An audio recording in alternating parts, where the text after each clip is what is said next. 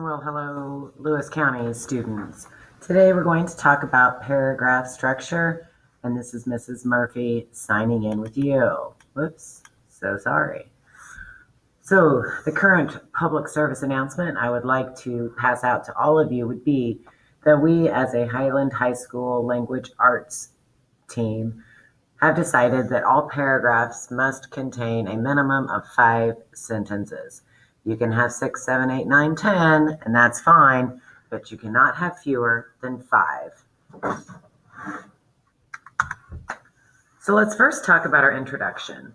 Today, excuse me, the introduction is the first paragraph of a paper, and it introduces the subject of your paper. It establishes the tone, in other words, the feeling or the mood or the emotions associated with your paper. And your introduction also identifies your thesis statement. So let's break this down even further.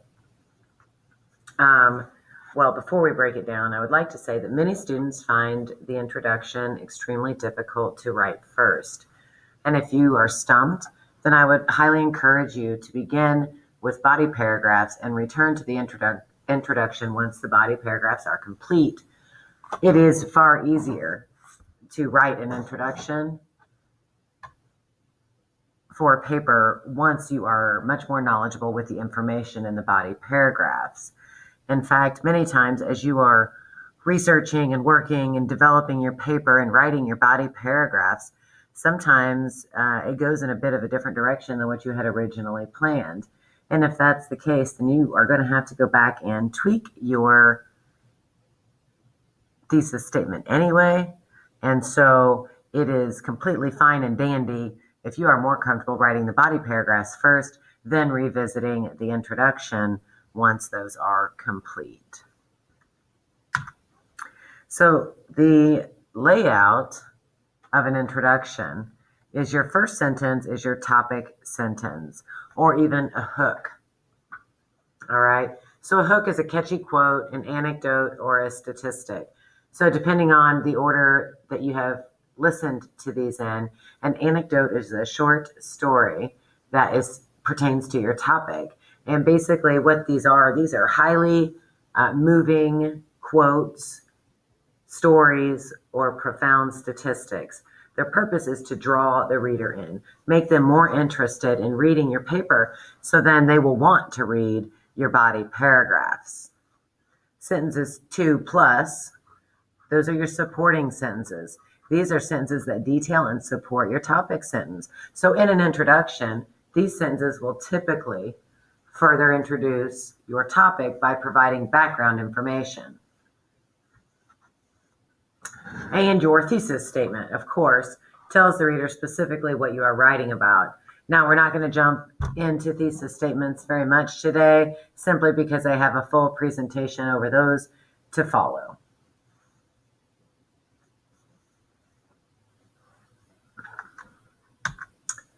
So the 4 elements of a good body paragraph, TTEB: transition, topic, evidence, brief. So a transition sentence is leading from one paragraph to assure a smooth reading into the next paragraph. So if you are writing about extracurricular activities that Highland offers, and you're going to talk about football and in your first paragraph and softball in your next paragraph, an appropriate transition sentence might be, not only does Highland High School offer football to interested athletes, but softball is also available for those interested in sliding in the dirt. So basically what that tells me is our first body paragraph is about football, and we are attempting to provide a smooth transition from the topic of football into the topic of softball. That transition tells me that softball is what the next paragraph will be about. Okay? Topic sentence, obviously, that tells the reader what that entire paragraph is going to be about. It encompasses the topic of that paragraph. In the example that I just had, your topic paragraph or your topic sentence for your second paragraph would be about softball. Softball is an excellent sporting event for those interested in swinging a bat, sliding in the dirt, and throwing a ball. Kind of silly, but basically you're talking about softball, and that's a pretty broad statement about it. So next we have our specific evidence and analysis. So these are sentences that support your claim and provide a deeper level of detail supporting your topic sentence. So these are going to be examples, etc. Examples: statistics, facts, definitions, quotations, interviews, evidence from interviews, etc., all supporting the claims that you are making. And then a brief wrap-up sentence that tells the reader how and why this information supports the paper's thesis.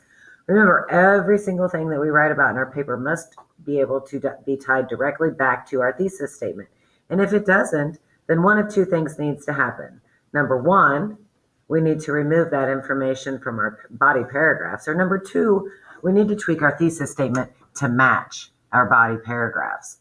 I should be able to read any paragraph in your paper and immediately tie that information back to your thesis statement and see how that information supports your thesis statement. Okay? And trust me, I will do that. A body paragraph. So here are some ideas on the kinds of information for the evidence portion, for the supporting sentences. Supporting sentences are facts, details, reasons, and examples. Information from readings. Paraphrases or short quotations. Statistics, polls, percentages, data. Personal experiences from your life, from the life of others. Maybe you want to do an interview. Whatever the case may be, we're looking for fact-based information that can be supported, okay? So that can be difficult sometimes. I am going to get around to talking about finding reliable and valid resources on the internet. And most of you will use EBSCOhost or some other scholarly journal search engine to help you find those. But if you're just searching Google, you really need to be careful. Especially this year being 2020, it is an election year. So regardless of which side of the fence you are on, there is a lot of propaganda out there right now.